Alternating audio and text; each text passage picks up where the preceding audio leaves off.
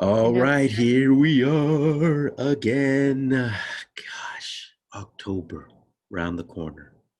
I know I always bring this up with this whole time thing though, but I'm like so in denial. A, because I don't know what happened. And it's two like is like, what day is it? And three is anyone it who's watching these videos are probably like, okay, we're like still trying right? to grasp. I'm still trying. No, I'm still trying to figure it out. It's what I'm doing. Certain things I got figured out, but like this whole, I feel like I got sucked into a time vortex. Yep, Like I thought it was going to be slow because of a pandemic, but it's actually faster yep. and more confusing. Okay. Funny since you're really Anyway, everybody, thank you so much for tuning in. As you can see, Fatemah and I are here again. And today we're going to talk about FHA versus conventional loans. What are they and what's the big deal and what's the big difference? Why too, right? What are you seeing out there as far as when people ask you from a real estate perspective? They're asking you about FHA or conventional. Which one should they do? What's the difference? Are you seeing a lot of that? well. I always say if you can do conventional because it just makes it so much easier. And I'll have you explain why that is. But when it comes to if someone's looking for a condo or townhouse, conventional is the best way to go because then you have options for all the complexes out there. But if it's a single family residence, if you're competing against um, other competitors, FHA isn't going to be the most strongest offer. However, but if that is your only way to get accepted and that's your only option to get a loan, I say, of course, I've closed plenty of FHA financing. It's just a matter of, it just probably takes a little more strategy. So Ed, yeah. So my cousin last night asked me, what's the difference between FHA and conventional, and I just thought maybe this is a good topic for us to talk about, right? Yeah, So, and it is. what would you say your easiest explanation for folks to get? Well, so FHA requires a smaller down payment, right? So FHA is 3.5%, all the way up to 4 units, as long as you live in one of them. That's one of the requirements. And if it's 1 unit property you're buying, whether it's a condo or a single family residence in the higher priced areas, such as here in the immediate Bay Area, it's going to be $765,600, right? That's the highest loan limit. And it goes up based on the number of units. So 2 units is going to be higher, 3 units is going to be higher, and then 3 and 4 units is going to be higher, right? Because it goes up to 4. Remember, anything 5 units or above is considered commercial. So that gets taken off of residential financing. It's no longer the same category. So it's easier, like you said, it is, because with 1 to 4 units with FHA, there's no tier in the amount of down payment that's required. It's 3.5%. That's it, right? With conventional, it's different, right? Loan amounts change and there's more money down required as you go up the ladder of number of units. So 2 unit requires more, 3 unit, and then 4, right? Subsequently. Technically, conventional loans, which are bought by Fannie Mae and Freddie Mac, you could do a 3% down. But the problem with that is that the loan amount gets cut at out here in these areas at 510, 400, which is not a lot for the Bay Area, right?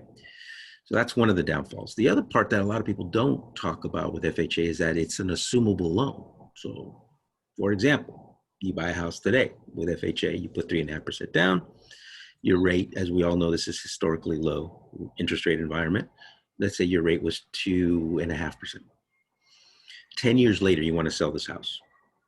Rates in 10 years are 6%, let's just say, because that's been kind of the average. Well, that buyer can assume your loan at 3%, even though it's a 6% environment, or 2.5%, sorry, in the example, as opposed to the 6% that's the going rate in 10 years. Well, that's pretty cool, right?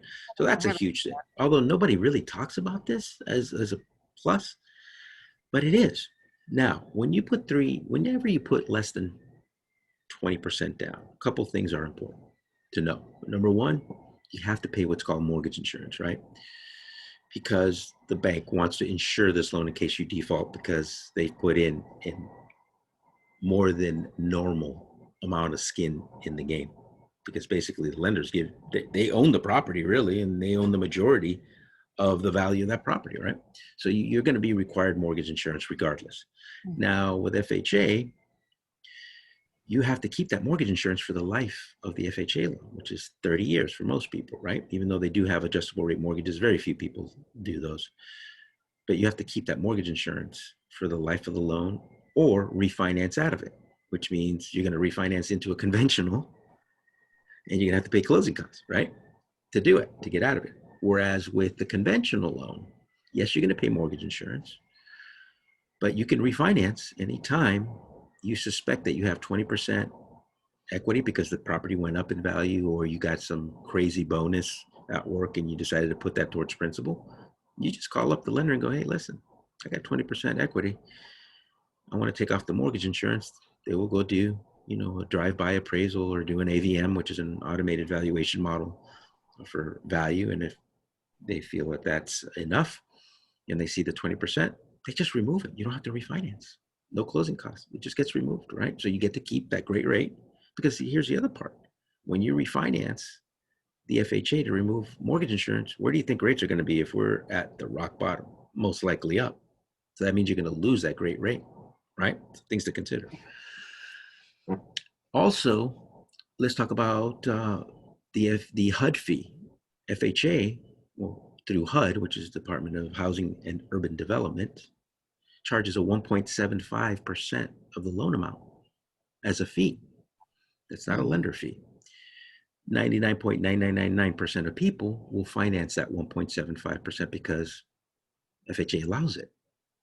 So you can, it changes your payment by a couple dollars, right? It's not a big deal, but that is an additional fee that conventional does not charge. Right. So that gets usually baked in, right? And it's 1.75 at this point. And by the way, they can change that in the future, right? Because it has been in the past, right? So that can go up on you. Whereas if it doesn't exist, there's nothing to change. Another thing to consider. The other part is when you're buying a condo, for example, guess what? That condo project has to be FHA approved. If not, and you and I have dealt with this, right? Then you can't get FHA financing for that condo, which is a bummer. And guess what? A lot of HOAs, homeowner association, right? That always ran very well, and they let a lot of these approvals lapse, which means we come in thinking that it's approved and it's not. And guess what? Can't get FHA financing. So you're back again to conventional. The other piece that's really important is that let's say you're married in California. If you do FHA, we have to pull the credit report of your spouse, even if they're not on the loan. We have to include their debts. With conventional, you do not. You don't have to include and pull credit reports on that spouse because maybe you guys have separate financial lives. Yeah. And you have very little debt, but the spouse has a ton of debt. Guess what? On FHA, that's going to hit you hard on your debt to income ratios, right? Got you. So those and are then also credit scores, right? I mean, credit scores, there's more flexibility with FHA. There's more flexibility. FHA will technically require a lower credit score, but let's be honest. Okay, so let's unpack this for a second. If you are looking for exceptions in your life, you're going to live a very unexceptional life. Here's what I mean by this. If you need, for example, a 550 credit score to get approved, here's what I would say to you. Why don't you just clean it up, man? Why don't you just take care of that sore instead of pretending that it's not there? Because maybe it doesn't affect you with an FHA loan, but how about the cars you're going to buy? How about those credit cards you have that are at 30% because your credit scores are 550? I would say it probably makes more sense to just address it and get it cleaned up and get your scores up higher for a conventional loan than just have FHA do an exception and then you keep going in your life paying way too much or relying on other people, because that's the other part we've seen, right? When people's scores are very low, then they have to do all these, what I call the Cirque du Soleil movements and contortions, bring in a cousin, right? God forbid something happens financially with that cousin. Guess what? The cousin's now, all of a sudden you can't go to barbecues because you don't talk. And believe me when I tell you, folks, that we've seen this happen a lot. Money issues reveal character. It doesn't make character like a lot of people say. No, it doesn't. I disagree. Adversity and money issues reveal people's true character. And sometimes that person that you think are friends, all of a sudden they lend you money or they become a co-signer on your loan, something goes wrong, gone. 20 years, done. Do you want to be put in that position? I personally don't, because I love my independence. I want to fly solo, man. I don't want to rely on other people as much as possible, right? So Yep. I say that because if you do have credit issues, let's talk. Don't make assumptions. We all know what assumptions are, right? We all know the beginning part of that word. We've heard that many times. Just go find out what your true options are. Get out of your head. Stop making assumptions that you can't do certain things or that you have to live with this. No, you don't. Get in the Yep. know. You know, that's why we always talk about brain trust. This is something that is the most powerful tool on planet Earth. And sometimes it's the most underutilized. Get Yep. together with people who know and who are experts in different fields, and they will tell you what your true options are so you don't have to guess, right? So, yes, true, FHA requires lower scores, but I say to you, just deal with it so you don't have to use that feature. Just Yep. get your independence, right? But, you know, Absolutely. either way, and like you said, look, if you only have 3.5% and you're buying a 2 unit living in one and you know, you're going to use the rents, you're going to get rent for the other unit, right? You want to start building a real estate portfolio. FHA is a great way to go. It really is. That doesn't mean you have to keep it forever. Nothing's forever besides death, right? That's the other part, man. It's like, let's keep things real. Everybody makes these decisions, right? They freak out like it's the only decision they can ever make in their whole life. If I get FHA now, I'm stuck with it the rest of my life. No, you're not. You can refinance. You Right. know, property goes up in value, refinance. We'll give you a good deal. You know, we'll take care of you. You know, we're lifers. We're in this business for the long haul. We're in the long game, as we say. Um, Yep. Now, one thing I do want to talk about that is the reason why I believe there's FHA allergies out there. And what do I mean by that? That there's a misperception about FHA, and particularly by a lot of agents, I believe, that they think this is their grandfather's FHA. You know, in the past, FHA was a terrible loan. I'll be honest with you guys. Just awful. Wouldn't close on time. It was very, very expensive, just very restrictive. But today, look, if you're going to get approved, you're approved. What happened? Oh no, I just sent Oh, you. oh, you sent me something. Okay. Um,